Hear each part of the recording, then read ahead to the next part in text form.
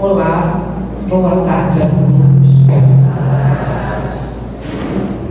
Eu preciso confessar uma coisa a vocês. Desde que eu aqui cheguei, eu estou muito emocionada. Por tudo, pelo carinho que eu recebi de cada um de vocês, pelo carinho na casa, figura do Luiz Fernando, de todos, o Hamilton, todos, a Lara. Eu não tenho palavras. Tenho. Muito obrigada. Mas as palavras me faltam para eu agradecer o carinho. O carinho de cada um de vocês aqui no corredor, que me abraçaram, que agradeceram pelo auxílio que o canal Conhecendo o Espiritismo de alguma forma ofereceu a vocês. Isso toca muito o meu coração. E eu realmente já peço desculpas se em algum momento, ou vários, eu me emocionar durante a nossa exposição. Mas é de alegria, de satisfação e de muita emoção e gratidão por estar aqui em Fortaleza. Cresci, tive várias oportunidades de estar aqui, uma cidade que eu gosto muito, tenho lembranças maravilhosas, e agora então nem se faz. Então, meus amores, boa tarde a todos. Vamos fazer uma viagem. Eu espero que vocês gostem, eu espero que vocês se sintam tocados, e eu espero que nós possamos sair daqui com muito amor, que nós estamos precisando. E vamos falar dele, do nosso mestre, do nosso Consolador. O tema do Evoluir é exatamente o Consolador. Então é ele que nós estamos precisando nesses momentos tão difíceis pelos quais nós passamos e o nosso planeta também. Por isso, vamos conversar sobre a história da humanidade. Vamos falar sobre a história, as palavras de Jesus desde o Calvário até o mundo novo, o mundo de regeneração que nos aguarda a todos. Então vamos trabalhar, lembrar alguns acontecimentos, algumas palavras, algumas previsões do nosso Mestre Jesus, e vamos, como sempre, aprender com ele. Em oportunidades diárias, em momentos, em exemplos que nem sempre nós nos apercebemos do quão importante eles foram e são para nós nos dias de hoje. Por isso, vamos lembrar que acontecimentos ditos por Jesus marcariam a humanidade, desde a sua estada aqui até que nós chegássemos ao mundo novo, ao mundo regenerado. Vamos lembrar, analisar juntos se esses acontecimentos estão de fato acontecendo. E vamos pensar, será que todos eles já aconteceram? Será que nós, de fato, já estamos no mundo de regeneração? Há quem diga que nós já estamos no mundo de regeneração. Será? Vamos ver isso também. Então vamos começar com o Calvário do nosso Mestre. Estava ele, todos nós sabemos, mas vamos começar com algumas lembranças importantes para nós. Estava ele, então, lá no Horto das Oliveiras, no Getsêmani, ao lado de Pedro, Tiago e João, orando, se preparando para aquele momento que ele já sabia que viria. Naquele momento, após a oração, chegam os soldados romanos, chegam os sacerdotes, judeus, sacerdotes, que estavam ali na espera do Messias. Nós não estamos falando daqueles que eram contrários à cultura judaica. Os soldados romanos estavam juntos com os sacerdotes judeus, fariseus, saduceus, que eram do povo judaico. E ao lado deles, como todos nós sabemos, o apóstolo Judas, naquele momento, o beijou para que ele fosse reconhecido. Nós já sabemos que ali Em nenhum momento Jesus opôs, questionou, irritou-se ou colocou algum impedimento para que houvesse o seu aprisionamento. Naquele momento, ele já percebe ali, de uma certa maneira, vou colocar com essa palavra, embora muito forte, mas não deixa de ser, uma traição, um abandono por parte daqueles para quem ele também veio, sacerdotes e seu próprio apóstolo. Naquele momento que ele foi aprisionado, ele se viu abandonado pelos apóstolos, porque apenas João Evangelista seguiu com Jesus durante todo aquele percurso, durante todo o Calvário. Os demais ficaram amedrontados, claro, tristes também pela prisão, pelaquela condição do mestre, mas muitos tiraram as suas vestes, que de uma certa maneira, os fazia reconhecidos como apóstolos do Cristo. E eles ficaram ao longe acompanhando aquele cortejo, aquela situação, o calvário dolorido do Mestre, mas à distância, com exceção de João Evangelista. Foi ainda levado à presença de Pilatos, quando ele disse: és tu o rei dos judeus? E ele disse: tu dizes. Pilatos, como todos nós sabemos, chegou à multidão porque não via nele culpa, motivo para que ele fosse condenado. E ele perguntou, as palavras de Pilatos foram para o povo judeu: que queres, pois, que faça daquele a quem chamais rei dos judeus? O que os judeus fizeram? O povo que uma semana antes, poucos dias antes, estavam aplaudindo o Mestre, crucificam. E Pilatos perguntou: mas que mal ele fez? E o povo: crucificam. E como todos nós sabemos, ainda houve ali a possibilidade, Pilatos ainda tentou trocar Jesus, ainda ofereceu ali a questão da troca, de soltar um prisioneiro, e o povo preferiu soltar Barrabás e crucificar Jesus. Mas Jesus tomou a sua cruz sem medo, viu-se abandonado pelos seus próprios apóstolos, viu-se abandonado pelo povo a quem ele tanto ajudou, a quem ele tanto amou e ama.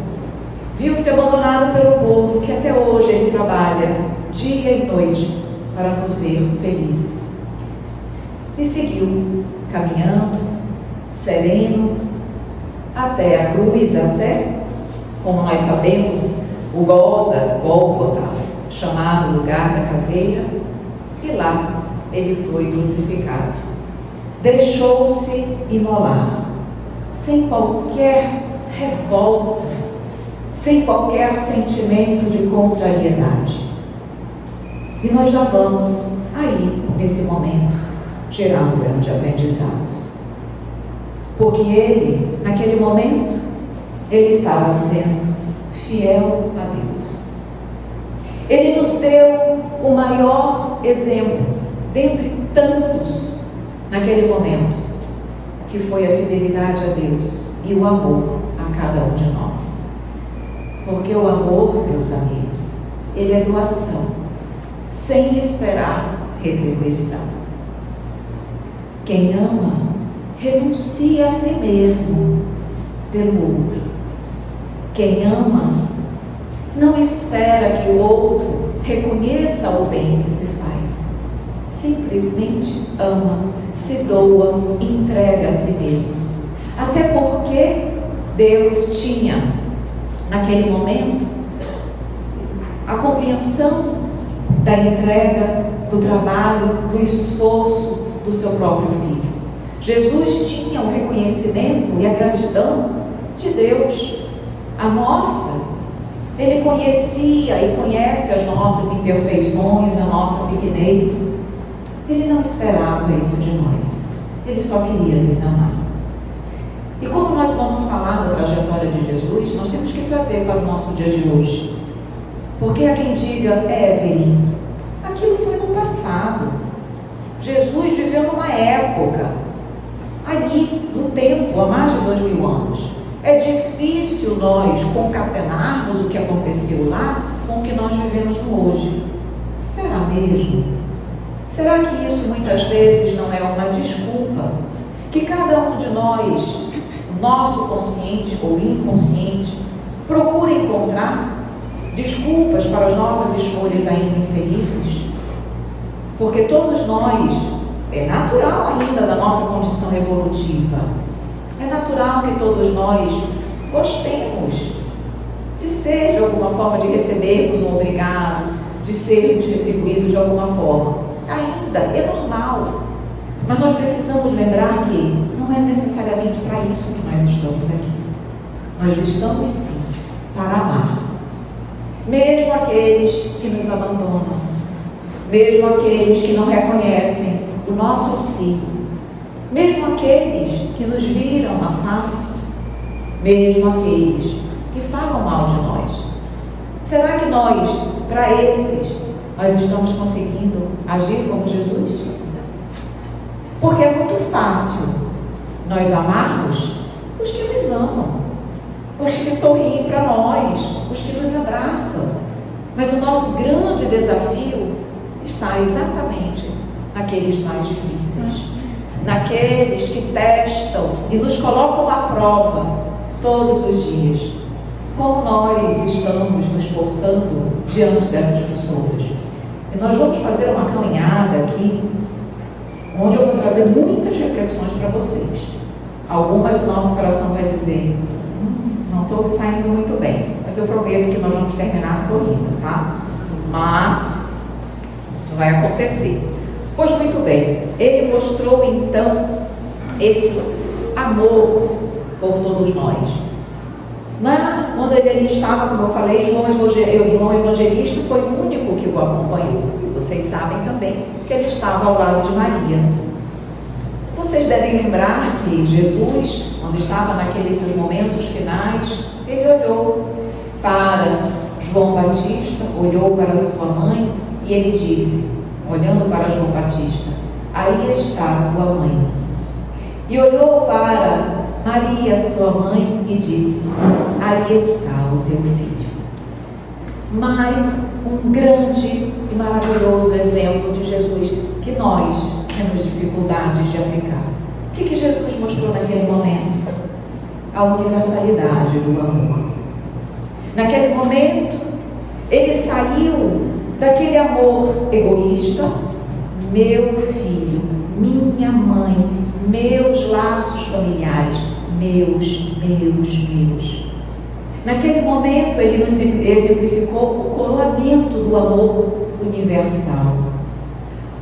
No sentido de nós podermos e conseguirmos olhar a todos, a cada um daqueles que nos acompanham, como nossos verdadeiros irmãos. E como nós ainda temos dificuldades de olhar o outro como nosso irmão, de sentir a dor do outro, de perceber que enquanto o outro não está feliz e não sorri, eu também não posso ser feliz. Nós temos dificuldades ainda de ficarmos felizes com a felicidade do outro, porque a felicidade dele também é a minha, porque nós ainda somos muito orgulhosos e vaidosos, queremos muito ser felizes, queremos muito que as pessoas gostem de nós, mas o que eu estou fazendo para gostar dos outros, para levar um sorriso ao outro? E nesse momento ele disse e nos mostrou o amor universal, não esse amor pequeno, restrito, que nós aprendemos. E eu lembrei desse exato momento, a Arinha está aqui, quando nós fomos, vou contar um pouquinho do nosso encontro de ontem. Estivemos juntos, num jantar maravilhoso, e lá era uma figura. Quem a conhece, uma figura ímpar. E ela disse que gosta de histórias de amor. Não gosta de ouvir. Quem não gosta de ouvir histórias de amor? E aí, tadinha, ela queria ouvir uma história minha, mas eu falei, olha, eu estou divorciada há 12 anos e agora estou sozinha. tinha uma história de amor para contar. Contei do meu ex-marido, mas na verdade o que eu queria contar eu deixei para cá. Vejam, eu estou há 12 anos divorciada, e se eu disser para vocês que eu não gostaria de estar com alguém, eu estaria mentindo. Gostaria sim, mas olhem como Deus realmente nos oportuniza aquilo que nós necessitamos. Muito provavelmente, se eu estivesse com uma pessoa, eu estaria trabalhando um pouco esse amor egoísta.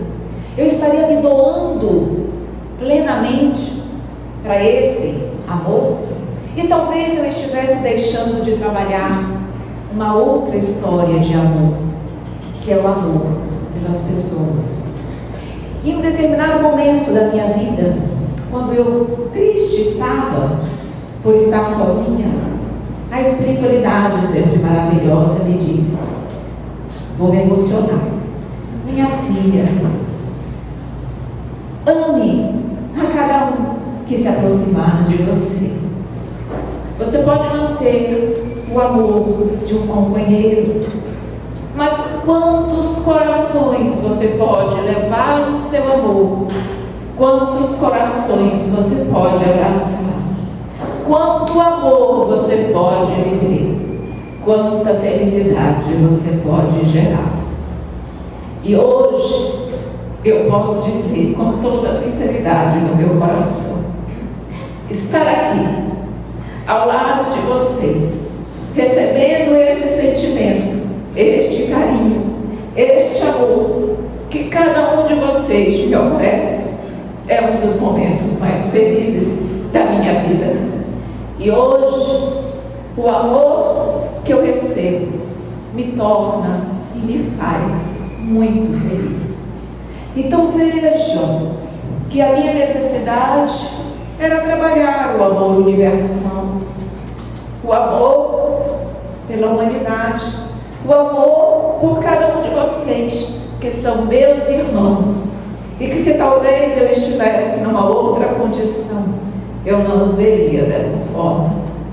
Então, nós precisamos refletir sobre tudo aquilo que nos acontece, porque a doutrina espírita é muito lúcida, e ela nos diz: tudo há uma razão de ser. Mas a nossa grande dificuldade é exatamente conseguir perceber e avaliar o que aquela situação tem a me ensinar. O que é que eu preciso adquirir, que tipo de valores, de espiritualidade, de aprendizado eu preciso adquirir com aquela condição. Nós ficamos tão desesperados para sair de uma condição de dor e de sofrimento, que nós perdemos a oportunidade do aprendizado. E o que acontece? Aquela dor vai se repetir, e se repetir, e se repetir, até que eu aprenda o que eu preciso, porque Deus não quer o nosso sofrimento, mas o nosso aprendizado. Então vamos aprender o quanto antes, para que nós possamos sorrir. Mas pois muito bem, voltando a Jesus, quando ele estava ali na cruz, naquela situação, ainda demonstrou o seu amor infinito, quando pede perdão a nós, porque não sabíamos o que nós fazíamos. E Jesus retornou ao terceiro dia, mais um outro grande ensinamento. O óbvio, todos nós sabemos, que é a imortalidade da alma, que a morte não existe e que na verdade a vida é eterna. Essa é a mensagem clara, óbvia, mas tem uma que poucas pessoas se atentam.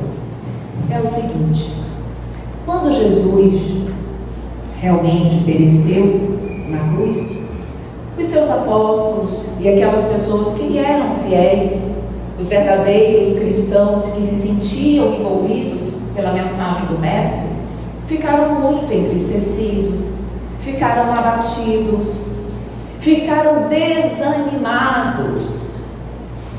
E eles precisavam recuperar o ânimo, a alegria, a força, a confiança, porque eles tinham uma missão de dar continuidade a boa nova.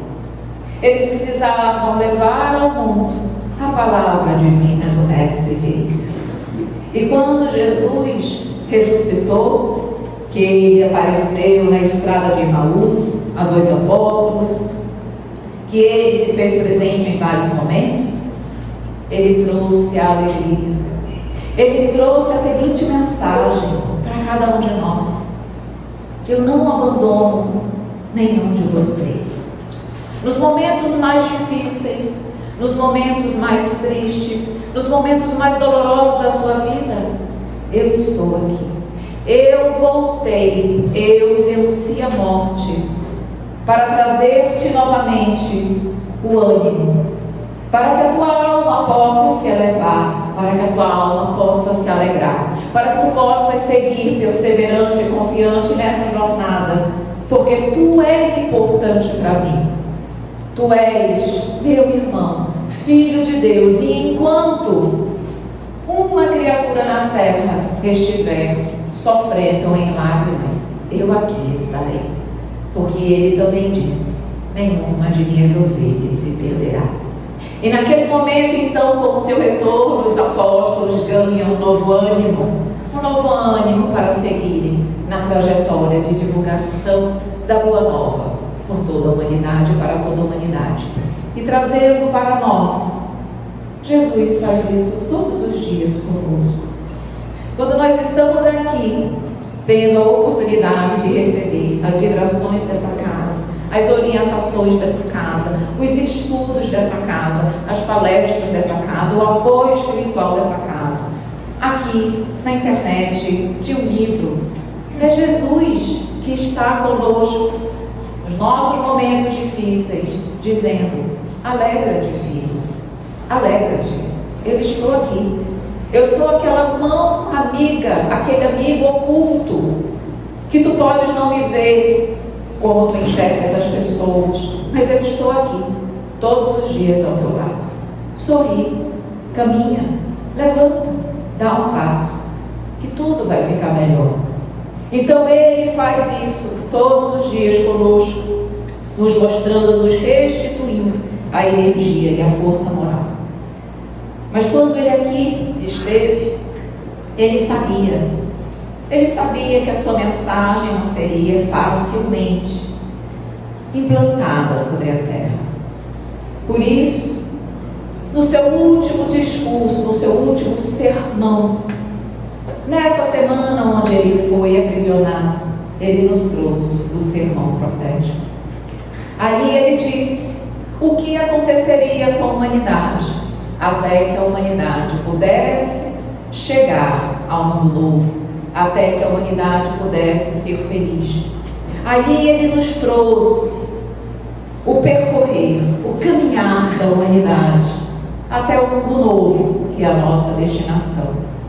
E nós vamos refletir um pouquinho sobre as palavras do Mestre neste sermão profético, para que nós possamos avaliar se os acontecimentos, se as previsões de Jesus estão acontecendo e em que condição nós nos encontramos. E profundas reflexões virão desse processo. Então Jesus, uma das oportunidades constaladas do Evangelho de Mateus, capítulo 10, ele diz: não vim trazer a paz, mas a espada. Suas palavras foram: não cuideis que vim trazer a paz à terra. Não vim trazer paz, mas espada. Porque eu vim pôr em dissensão o homem contra seu pai, e a filha contra sua mãe, e a nora contra sua sogra. Algumas pessoas não compreendem essa passagem. O que ela nos diz? Jesus, na verdade, estava nos dizendo que a sua doutrina, que a sua boa nova, que o evangelho que ele veio testemunhar, não seria aplicado, vivenciado, implantado na terra de forma pacífica. Que muitas dissensões, muitas lutas, muitos conflitos viriam. Na verdade, é compreensível isso, porque até a chegada de Jesus, até hoje, mas enfim, claramente até a chegada de Jesus, as pessoas viviam para o eu, para o poder, para o orgulho, para a vaidade, não via o outro como seus irmãos, amar os inimigos, não existia isso. A própria lei mosaica era uma lei dura, extremamente dura. Então Jesus veio mostrar uma outra ideia, uma concepção completamente nova de Deus. Deus antes era um Deus vingativo, punitivo, sancionador, inflexível. Jesus trouxe um Deus misericordioso e bom, que perdoa, que ampara, que acolhe. Isso, numa mentalidade completamente egoísta e orgulhosa, isso era algo que trazia um choque na sociedade daquela época e ainda hoje. Então é claro que dentro de uma mesma família, dentro da sociedade, haveria pessoas que iriam concordar com Jesus e outros que não. E haveria uma dissensão natural entre próprios membros de uma família. Nós vimos isso muito nas eleições, membros de uma mesma família discutindo por questões políticas. E não houve dissensões dentro de uma mesma família? Então Jesus sabia que isso ia acontecer. Mas, quando ele fala de espada, ele fala desse aspecto exterior, que a sua doutrina, ela traria conflitos e dissensões. Mas ele fala de uma espada muito mais importante e que nem todo mundo se atenta. A verdadeira luta não é exterior, é interior. Jesus falava da espada. A espada é aquilo que corta, que machuca, que maltrata. É o cortar as nossas imperfeições. É a espada que corta aquilo que ainda há de mim, que me afasta do meu próximo, que me afasta do amor, que me afasta da vivência do Evangelho. É essa espada interior que eu preciso fazer. E essa dói muito mais, porque é muito mais fácil guerrear com o outro do que guerrear conosco. Porque dói, porque fere, porque maltrata, porque machuca, porque me impele a uma mudança de comportamento. E nós nem sempre queremos empreender. Então Jesus nos fala da guerra que é mais importante, é aquela guerra interior. E o quanto eu tenho me trabalhado nessa guerra interior? Porque nós também olhamos muito o outro, mas ainda temos dificuldades de nos olhar. Nós, quando tudo está bem, nós normalmente cruzamos os braços e ficamos estagnados. Está tudo bem na família, está tudo bem no trabalho, está tudo bem na casa espírita. Enquanto nós deveríamos todos os dias nos perguntar: o que eu fiz hoje de melhor do que eu fiz ontem? Está tudo muito bem, mas será que eu não poderia melhorar? Será que eu não poderia fazer um pouco mais? Por isso vêm as dores, por isso vêm as dificuldades, porque elas normalmente, naturalmente, nos impelem a um processo de intelecto, de mudança. Eu preciso pensar, eu preciso refletir, eu preciso dizer, eu preciso sair dessa situação melhor. O que eu posso fazer? Você trabalha a sua intelectualidade, você já está crescendo na asa da intelectualidade. E isso vai naturalmente te levando também a um comportamento, a uma moralidade, a uma espiritualização do teu ser. E você está aí num processo, então, de guerra interior, de mudança. Então, as dificuldades e as dores te impedem ao progresso. Mas Jesus não disse só essas palavras. Vamos, então, para o sermão profético. E o sermão profético, então, está lá no Evangelho de Mateus, capítulo 24. Jesus, como aconteceu o sermão profético? Jesus estava junto com os apóstolos no templo de Jerusalém e os apóstolos mostrando aquela grande construção para Jesus, falando, exaltando o templo de Jerusalém. E aí Jesus disse que na realidade não haveria destruição daquele templo, que não ficaria pedra sobre pedra. E aí os apóstolos Então se viram para Jesus e perguntam: mas quando há de acontecer isso, mestre? Quais sinais nós podemos ter, tu podes nos dar, para que nós possamos identificar quando isso vai acontecer? Que sinais tu podes dar desses acontecimentos, do fim dos tempos e da tua vinda? E aí Jesus começa, então, a falar o sermão profético. E Jesus, nesse sermão, ele nos traz 7 sinais.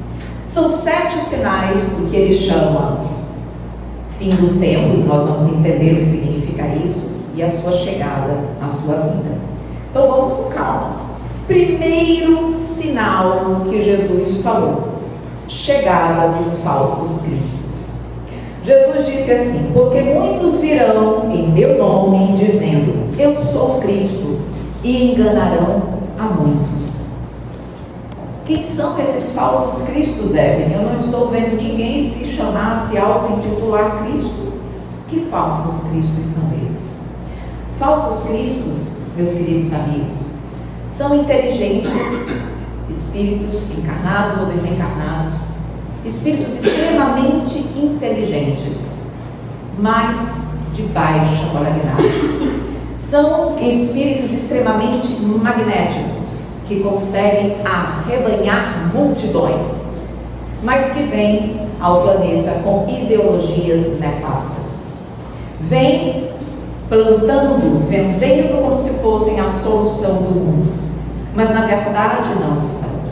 São entidades, espíritos muito imperfeitos que ficaram por séculos, até milênios, em regiões umbralinas e trevosas do plano espiritual, mas que tiveram a oportunidade de retornar ao planeta agora, em época de transição planetária, exatamente porque tiveram uma última oportunidade para evoluírem, para crescerem, antes de, eventualmente, serem exilados, se for o caso. Então, eles estavam lá, retidos no plano espiritual, mas em época de transição tiveram essa última oportunidade. E esses espíritos, eles não reencarnam a todo momento.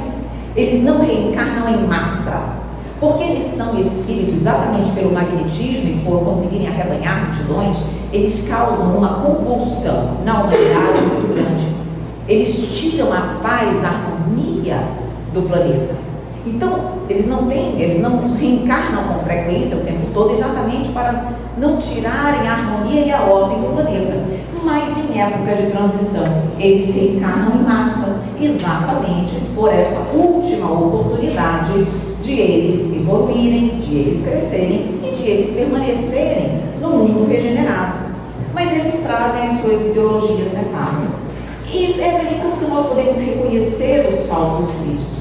Os falsos cristos, eles têm naturalmente uma postura de insubordinação ao que existe. E eles podem ser distinguidos ou colocados em 4 grupos de falsos cristos. São aqueles que vêm defender, nós podemos distinguir aí na área da sexualidade, da materialidade, do poder e da intolerância. Aqueles que seguem a área da sexualidade são aqueles que vêm exatamente propor algo completamente diferente do equilíbrio das emoções. O equilíbrio, o uso correto e adequado da sexualidade é natural, é perfeito, é o ideal. Então eles trazem, eles defendem a liberdade de todos os sentidos, a promiscuidade, a liberdade tudo pode.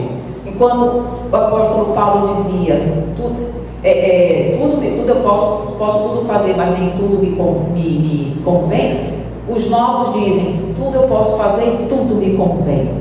Então trazem, defendem a liberdade em todos os sentidos. Então o equilíbrio e a moderação dos sentidos é deixado de lado, por conta da liberdade de expressão, da evolução e da modernidade. Então são aqueles que trazem uma sexualidade deturpada, desequilibrada. Temos ainda os falsos cristos na área da materialidade, que são aqueles que defendem a riqueza, que são aqueles que diminuem a importância do espiritual, que eles procuram desconstruir Deus, a espiritualidade, a imortalidade da vida. e vem exatamente numa defesa forte da materialidade, do mundo material, em detrimento do espiritual.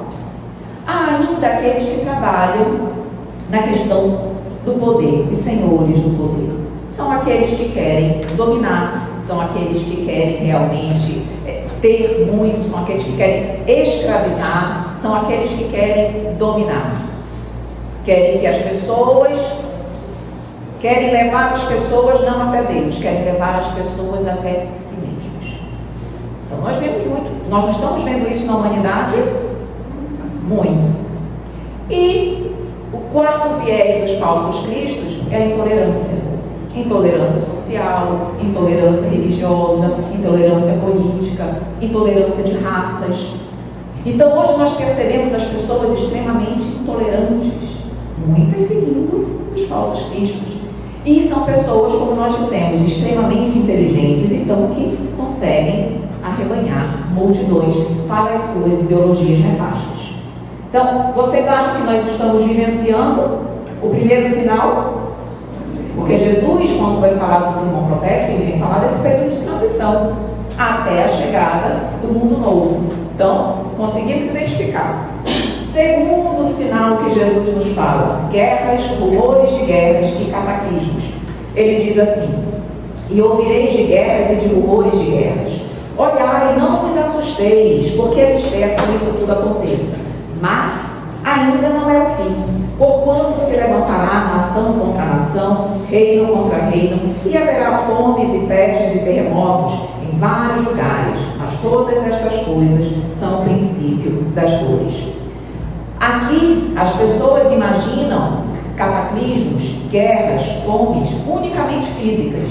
E de fato nós estamos passando por isso. Pandemia, terremotos, guerras, nós estamos vendo isso materialmente. Certo? Concordam? Mas não é só materialmente a que Jesus se refere. Porque as guerras físicas, elas envolvem centenas de milhares de pessoas. Mas sabe que tipo de guerras que ele se refere? Essencialmente, guerras ideológicas. Porque essas envolvem bilhões de pessoas. E nós vemos hoje o mundo fervilhando em guerras ideológicas. Filosofias diferentes, muitos contrários ao Cristo, outros nem tanto, mas nós vemos hoje a sociedade nessa ebulição de pensamentos, de ideias. Lutam com o outro por questões ideológicas, por diferenças de posicionamento de ideias. Então nós vivemos, essencialmente, hoje no mundo, uma guerra ideológica, além de todos esses cataclismos físicos. Então estamos vivenciando o segundo sinal dito por Jesus? Estamos. Aí Jesus disse: não vos assusteis, porque é mistério que tudo isso aconteça. O que ele quer dizer com isso? Calma, não percam a fé, não se desequilibrem, não pense que está tudo em desarmonia. Não, é necessário que assim seja. Sabe por quê? Porque quando há as convulsões, as guerras, sejam físicas, sejam ideológicas, nós sofremos.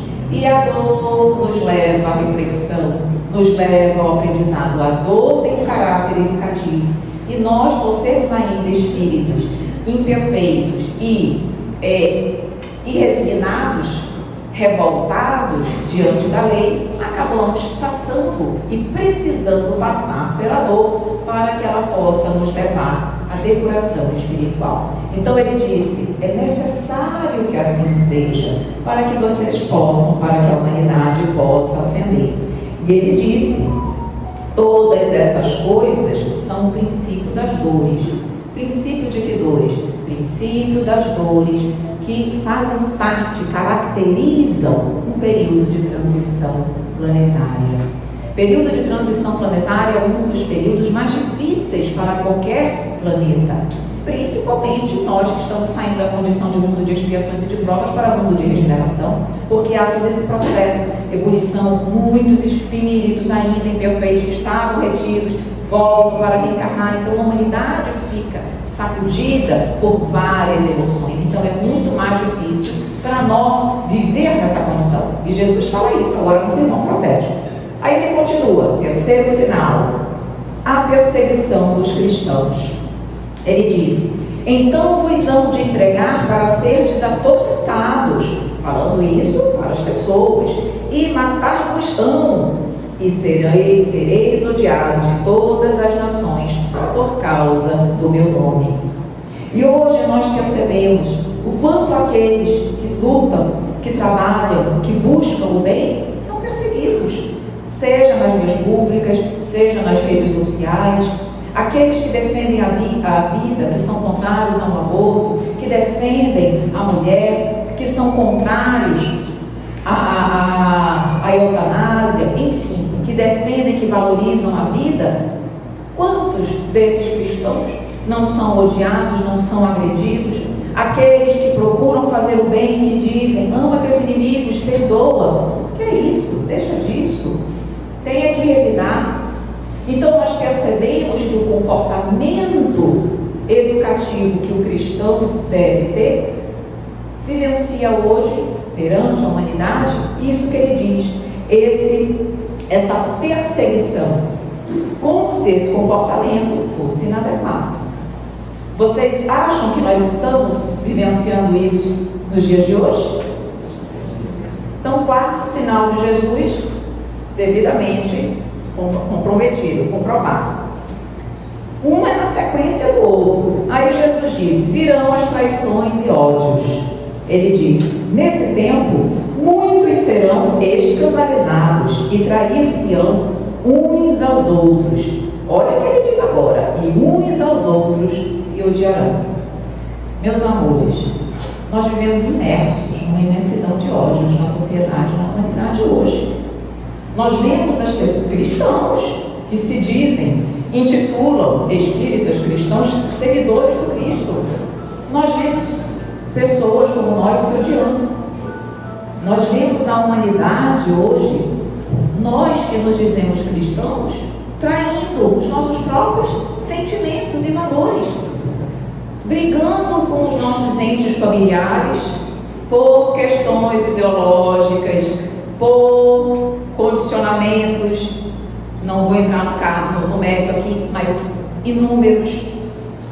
Quando nós deveríamos estar num comportamento diferente. Ele disse: traições, essa traição, inclusive comigo mesma. Quando nós nos predispomos e nos colocamos na condição de seguidores do Cristo, nós assumimos um compromisso para com o Pai e para comigo, que é viver o Evangelho, ser fiel ao Evangelho e às leis de Deus. E todas as vezes que eu condeno, que eu deixo o ódio tomar conta de mim, a cólera, que eu entro em conflito com os meus irmãos, eu estou traindo a mim mesma, traindo o Cristo, odiando uns aos outros. Ele disse: nós estamos vivenciando isso hoje na nossa humanidade? E isso não é fácil não, porque vejam bem, nós, ao mesmo tempo que nós vivemos numa época de transição que é extremamente difícil e que nós vivemos com tantos espíritos imperfeitos que reencarnam nesse momento, nós somos testados, nós somos chamados duplamente, convidados e convocados a conviver com essa psicosfera pesada e não se corromper, não trair-se, não trair o Pai, mantendo-se fiel àquilo que se comprometeu. E nós somos provados a não agir com ódio para com esses que erram. São mentes ainda doentes espiritualmente, que eu, ao invés de odiar, de querer o mal, de querer prejudicar, eu deveria agir como Jesus. Como Jesus agia com os imperfeitos? Amparava, auxiliava, esclarecia. Ele não odiava, ao contrário, ele estendia a mão e ele dizia: filho, deixa eu te levar para o caminho do bem. Então, o nosso comportamento para os que pensam diferente de nós ainda não é como Jesus orientou, vivenciou, mas está conforme o sinal que ele nos mostrou. Aí, quinto sinal, ele disse: aparecimento dos falsos cristos. Porque ele disse: e surgirão muitos falsos profetas. E surgirão muitos falsos profetas e enganarão a muitos. As pessoas confundem falsos profetas e falsos cristos, são coisas diferentes. Falso Cristo, como eu já falei, é aquele que se coloca como Salvador, o que tem a resposta para tudo, nas suas ideologias nefastas. O profeta, ele não se coloca na condição do Cristo, ele fala do Cristo, ele vende a ideia do Cristo. Não é isso que os profetas fazem? Vem falar do Salvador, vem falar de Deus. Então, os falsos cristos são aqueles que, na nossa sociedade, são aqueles que apoiam as ideologias nefastas, que apoiam os falsos cristos. Os falsos profetas são aqueles que divulgam, que multiplicam as ideias dos falsos cristos. Na nossa sociedade, nós podemos colocar aí como se fossem os influenciadores digitais, que estão ali replicando as ideias dos falsos cristos. E nós, muitas vezes, nos colocamos nessa condição de falsos profetas. Compramos, nos deixamos contaminar pelas ideias dos falsos cristos e passamos a multiplicar, a divulgar, a levar adiante. Então ele disse: vai aparecer os falsos profetas. E nós vemos isso? Vemos isso. Então, até agora, todos os sinais de Jesus sendo devidamente comprovados. Sexto sinal: esfriamento do amor. Ele disse: e por se multiplicar a iniquidade, o amor de muitos esfriará. E o nosso amor, agora mais uma vez a nossa análise interior, muitas vezes esfria. O que ele quer dizer com isso? O amor cansa. O amor vê tanta impunidade, tanto crime, tanta maldade, tantas coisas ruins, que vai matando a minha força, o meu ânimo. Eu canso de ajudar. Como se eu dissesse, eu tento, parece que tudo fica pior. Nós vamos perdendo, igual como aconteceu com os apóstolos quando Jesus foi crucificado. Ficam desanimados, abatidos, como se nada valesse a pena. Parece que eu estou enxugando gelo. Ele disse: o amor de muitos cristãos vai esfriar. E o que Jesus quer dizer para nós? Mas isso não pode acontecer. Nós precisamos lembrar que tudo estava previsto por Ele. Ele nos trouxe essas informações, Ele sabia que isso ia acontecer. Mas Ele está dizendo: olha, você que é cristão, você não pode esfriar o seu amor. Você tem que continuar acreditando, porque o amor tudo pode. Só o amor pode, só o amor transforma. Todos nós um dia já estivemos no erro, se não é que estamos ainda hoje, mas enfim, já estivemos mais no erro, já vivenciamos muito erro, e alguém não nos estendeu a mão, e não nos retirou de lá, e hoje nós não estamos aqui. Se alguém fez isso conosco, nós podemos fazer com aqueles que nos parecem perdidos. Eu escuto, e muito, pessoas cristãos, que praticam bem, que fazem a caridade, quando se deparam com pessoas que ainda são muito contrárias à lei de Deus, dizem: não vale a pena trabalhar essa pessoa, não vale a pena, é tempo perdido, essa pessoa não vai mudar, pelo menos não nessa vida. Aí eu digo: será? Em algum momento ela vai mudar, em algum momento ela vai mudar. Cabe a nós tentarmos, cabe a nós nos esforçarmos, cabe a nós estendermos a mão, cabe a nós fazermos a nossa parte, cabe a Ele fazer a dele. Mas nós não podemos esfriar o nosso amor, nós não podemos desistir de tentar, nós não podemos desistir de amar, nós não podemos desistir de estender a mão ao nosso próximo. Então, vocês acham que existe, em algum momento vocês sentiram esse esfriamento do amor no coração de vocês por conta dos acontecimentos? Pois muito bem. E aí vem o último sinal. O último sinal é o sinal que realmente demonstra a saída do período de transição. Jesus nos deu 7 sinais. 6 são do período de transição. O 7º é do mundo regenerado. Aí vocês vão me dizer se nós já vivenciamos o 7º ou ainda não. O 7º sinal que Jesus disse é: o Evangelho será pregado no mundo inteiro.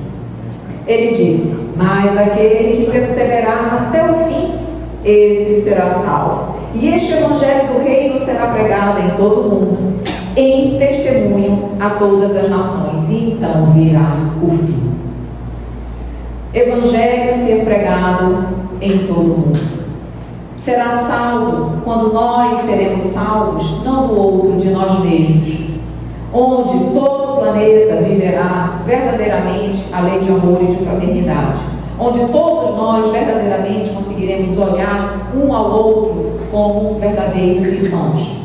Quando o Evangelho for um Evangelho sem fronteiras, não fronteiras geográficas também, mas fronteiras íntimas, onde eu não olhar para o meu irmão e em função da sua escolha religiosa, política, de qualquer âmbito, quando eu não for com ele intolerante, mas quando eu conseguir agir com ele com amor e fraternidade.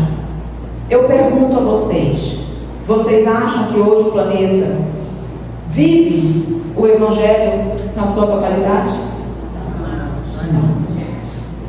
Então, o sétimo sinal ainda não aconteceu. Por isso, nós ainda não chegamos ao mundo de regeneração.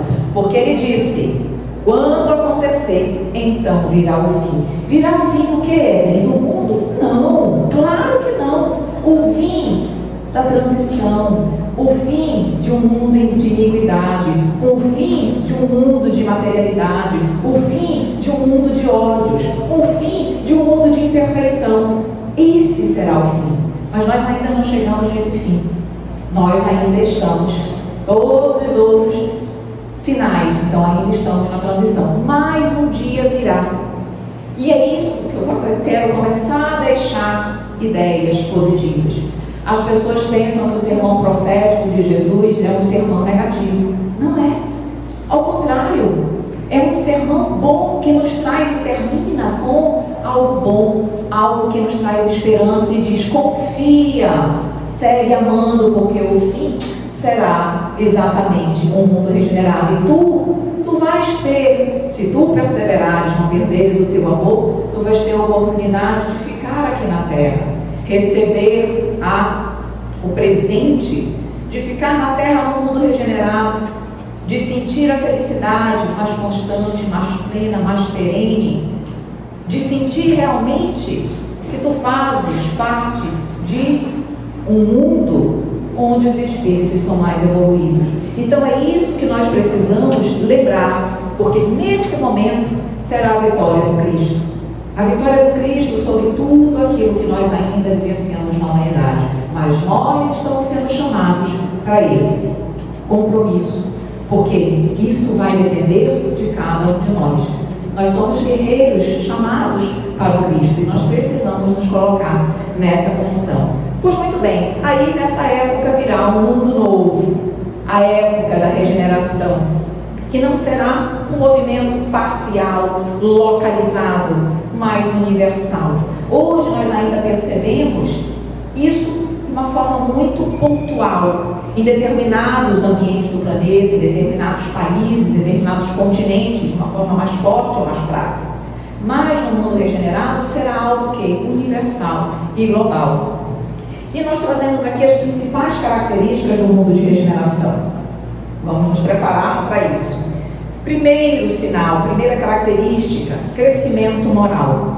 A humanidade vai apresentar essencialmente um crescimento moral jamais firme, caracterizado na humanidade como um todo. Hoje, nós ainda somos muito intelectualizados. Nós estamos na era da intelectualidade, está lá no Evangelho segundo o Espiritismo. E nós estamos caminhando para esse crescimento moral. Então, algo que nós vemos hoje de uma forma mais parcial, nós vamos ver de uma forma global. Então, esse crescimento moral é uma característica do mundo de regeneração. Nós ainda não vemos isso hoje, mas vamos ver. Segundo ponto, segunda característica, compreensão geral sobre a sobrevivência do espírito. Ou seja, o conhecimento, o entendimento acerca da imortalidade da alma, isso também vai ser generalizado. Como isso vai acontecer mesmo, Evelyn? Através do desenvolvimento da ciência. Por isso que a ciência cada vez mais se debruça sobre os fenômenos espíritas, exatamente para chegar na comprovação da imortalidade da alma. E isso vai acontecer. O que a doutrina espírita hoje já nos fala há muito tempo, a ciência virá no momento certo, na hora certa, e vai comprovar. Então, a compreensão, o entendimento e o reconhecimento sobre a imortalidade da alma será algo de compreensão geral no mundo regenerado. Terceira característica, o amor ao próximo será a base das relações, a real fraternidade entre as pessoas. Há quem diga, nós sabemos que dentro da doutrina espírita nós falamos, fora da caridade não há salvação, não é verdade? Há quem diga que no futuro se dirá, fora da fraternidade não há salvação. E quando eu escutei isso, eu fiquei pensando, mas por quê? Será que a caridade já não abrange tudo? E olha que interessante, não estou dizendo que vai acontecer, eu estou dizendo aqui, estou refletindo com vocês. Quando nós falamos em caridade, não nos vem uma ideia tipo de que alguém está fazendo a caridade e alguém recebe. Não há sempre um que, em tese, está numa condição melhor de fazer a caridade e um numa condição menor de receber? Não traz essa ideia de quem faz e de quem recebe? Caridade não traz essa ideia? Já a fraternidade não tem isso. Porque a fraternidade, na verdade, compreende que, na verdade, não há quem dê e quem receba. Porque, na verdade, quem dá, igualmente recebe.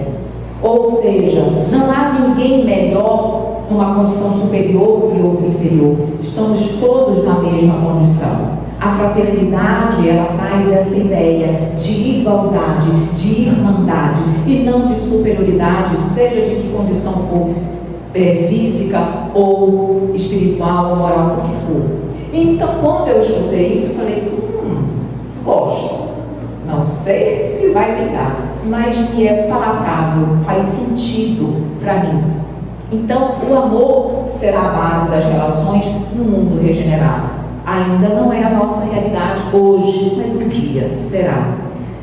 Quarta característica do mundo regenerado, rejeição ao materialismo. Exatamente por quê? Porque todos já terão a ideia, a concepção de Deus. Todos já compreendem no mundo regenerado a figura, a supremacia de Deus e que somos realmente seus filhos. Então, essa ideia da negativa que os falsos cristos tentam implantar, uma destruição da figura divina, isso não vai mais acontecer no mundo regenerado. Então, essa rejeição ao materialismo, ela vai ser algo natural no mundo regenerado. Quinta característica, unidade de crença religiosa. Essa eu acho sensacional. Há quem pense também, mas a doutrina é muito clara sobre isso, basta estudar, que diz que todo mundo vai virar espírita. Porque todo mundo vai, a ciência vai comprovar o que hoje a doutrina espírita nos diz. Logo, todos vão se tornar espíritas. Negativa. Não é isso que significa a crença religiosa. A crença religiosa significa que as bases de entendimento serão equânimes. Como a ciência virá comprovar sobre a imortalidade da alma, as religiões que pregam algo diferente, elas têm duas opções. Ou elas seguem a ciência, ou elas vão acabar.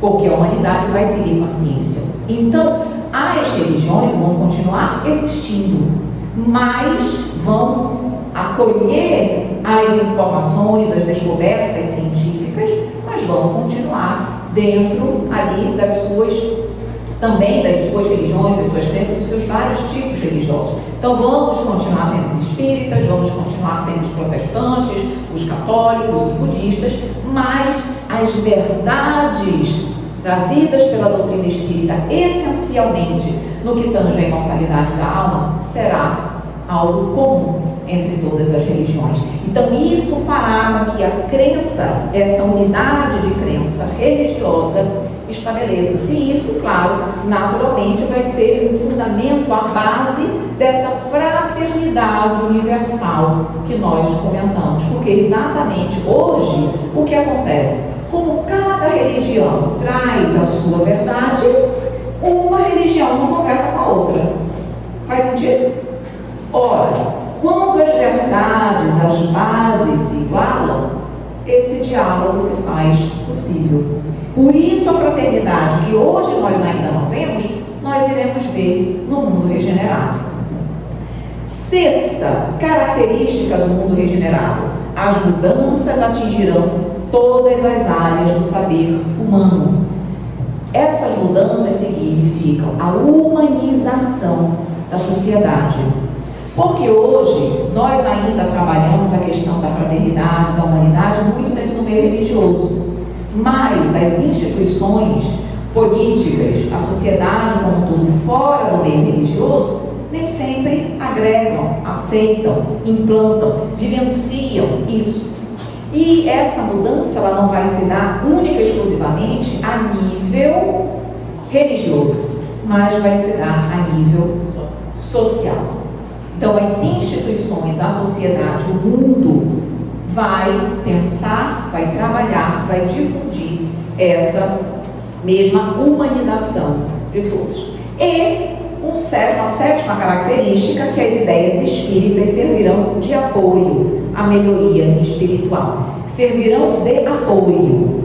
Não é o espiritismo que muda a humanidade, é a maturidade que nós vamos apresentar que vai mudar a sociedade, mas o espiritismo secunda essa maturidade, porque através das informações, da libertação, da saída da ignorância que a doutrina espírita nos traz, ela nos auxilia nas ideias progressistas, que são as ideias que precisarão ser trabalhadas e existidas para que a humanidade se regenere, para que a humanidade cresça.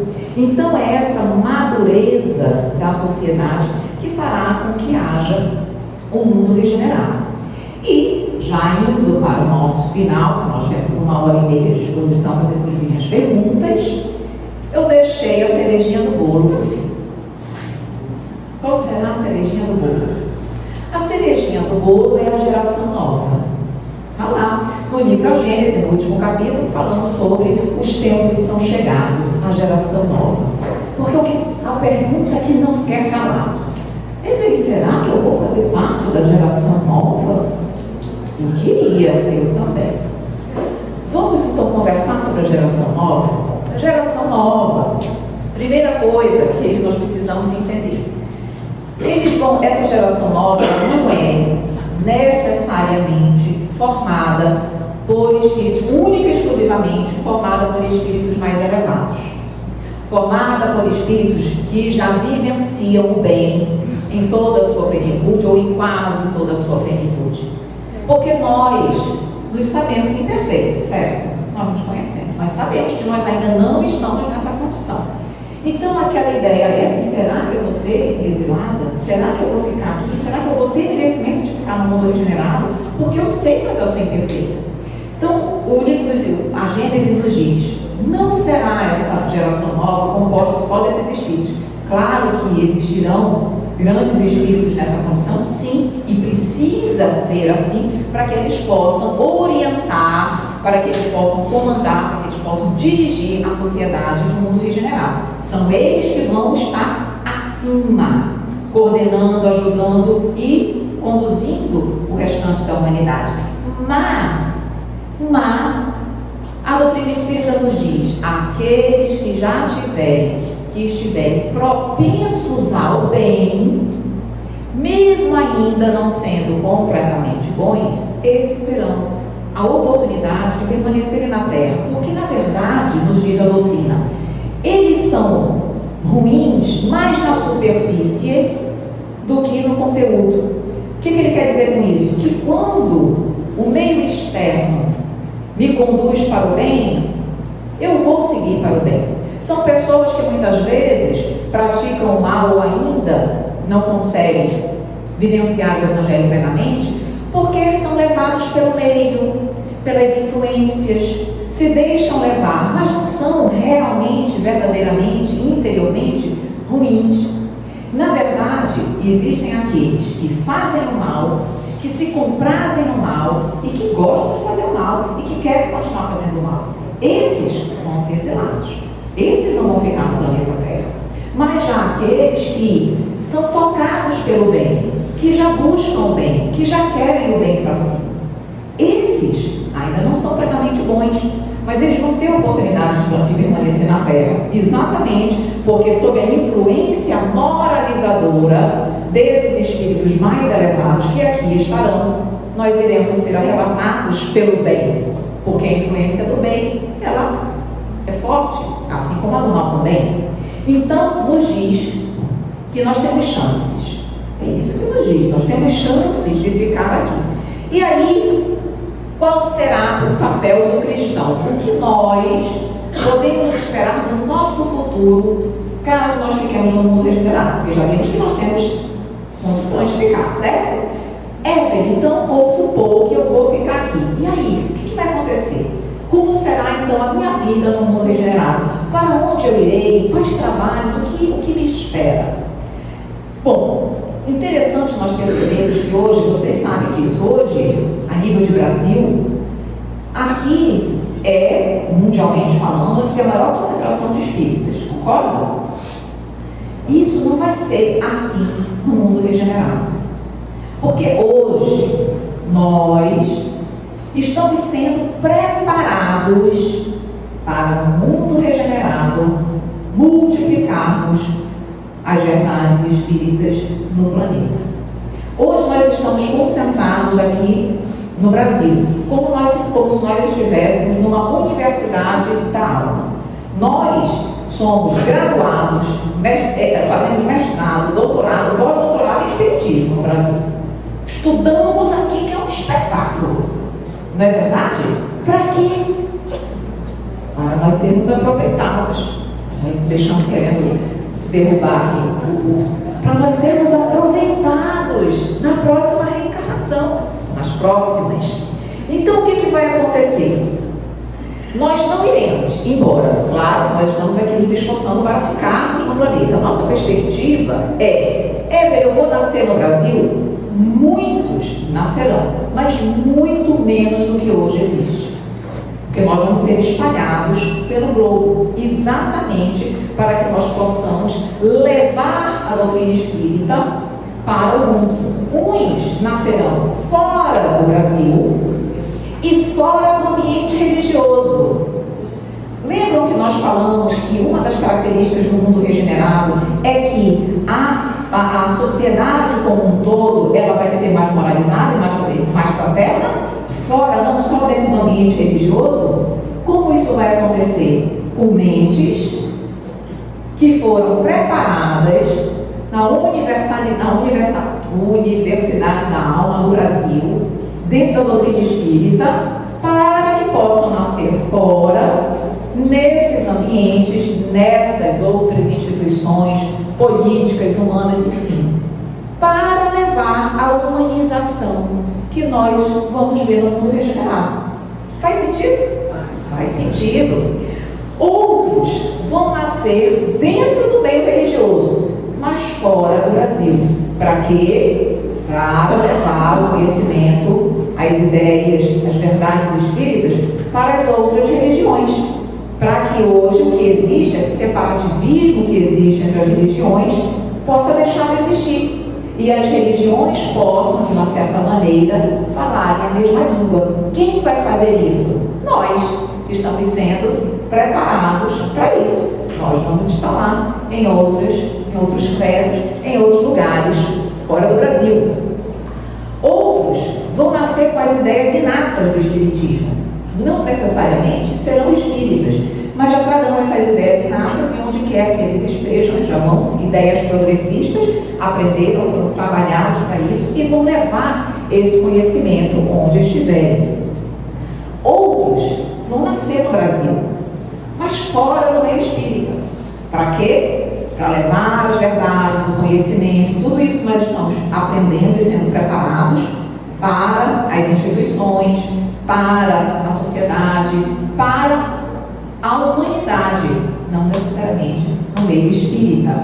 Então vão nascer no Brasil, mas em outros credos, em outras condições.